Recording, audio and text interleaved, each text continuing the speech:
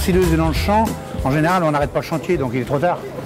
Ça, c'est en amont. C'est l'objectif de faire des analyses de maïs vert, c'est de les faire entre 25 et 30% de matière sèche. Après, au-delà de 30, il n'y a plus d'intérêt parce que la date est réservée, le planning est complet. L'objectif, c'est de faire des analyses 15 jours avant la date prévisionnelle. Et là, on peut se permettre de se fixer une date, faire un planning et éventuellement bouger un petit peu selon les possibilités des entreprises, des CUMA. Je suis agriculteur à Bréal-sous-Montfort, éleveur de vaches laitières avec 40 vaches laitières. Bon, je suis basé quand même pas mal aussi sur le pâturage, mais le maïs c'est important. C'est quand même 16 hectares sur l'assolement et puis ça correspond à l'alimentation pas seulement hivernale. Quel objectif vous aviez en venant ici? Alors mon objectif c'était de caler une date d'ensilage et de ne pas refaire la même erreur que j'avais fait l'année dernière. L'année dernière j'ai eu du maïs trop sec. Ça permet de cibler un petit peu la date et surtout de savoir à quel stade il est aujourd'hui et de cibler à peu près la date d'ensilage après. Aujourd'hui c'est important et après c'est les tours de champ, notamment couper les parcelles en deux et puis couper les épis, les poupées et voir l'état laiteux ou pas du grain, quoi. Moi je regarde surtout les poupées, hein. Je regarde pas tellement l'aspect feuillage, surtout l'aspect poupée.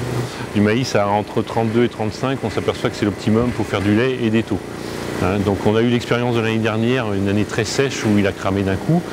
Moi je me suis fait un petit peu prendre de vitesse et on a ensilé à 39-40 de matière sèche et on l'a subi toute l'année avec une baisse de lait et une baisse des taux notamment aussi, quoi.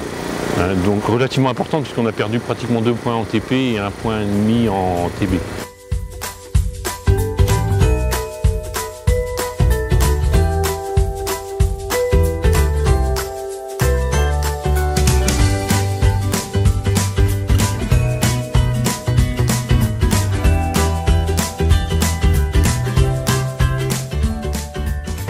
On est à 31, il faut de 5 à 10 jours ou de 9 à 12 jours pour atteindre les 35.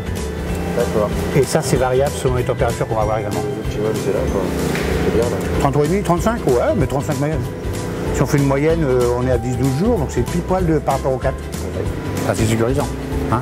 Sur l'avancement, on peut dire qu'aujourd'hui, on va se situer sur une date similaire à la dernière, voire un peu plus vite, en relation avec les températures qu'on a eues et puis les dates de semis aussi. L'année dernière, on a été pris de court, donc on a ensilé des maïs à entre 38 et plus, et on avait ensilé à des dates trop tardives. Donc cette année, on va ensiler peut-être à la même date, hein, voire un petit peu avant, mais sur des 33-35% de matière sèche. Plus en relation avec ce qu'on cherche pour faire du lait. Je vais demander à l'entrepreneur de caler le planning, mais j'espère arriver à avoir une journée comme en fin de semaine prochaine. Vous vouliez voir si vous faisiez en 2 fois? Oui, donc là, fin de semaine prochaine, ça va donner 1er septembre peut-être, et la deuxième date sera au moins au 15 ou 20 septembre. Ça a confirmé ce que vous pensiez au niveau des dates? Oui, c'est à peu près ce que je pensais, mais ça confirme. Ça permet d'être plus serein pour la date, quoi.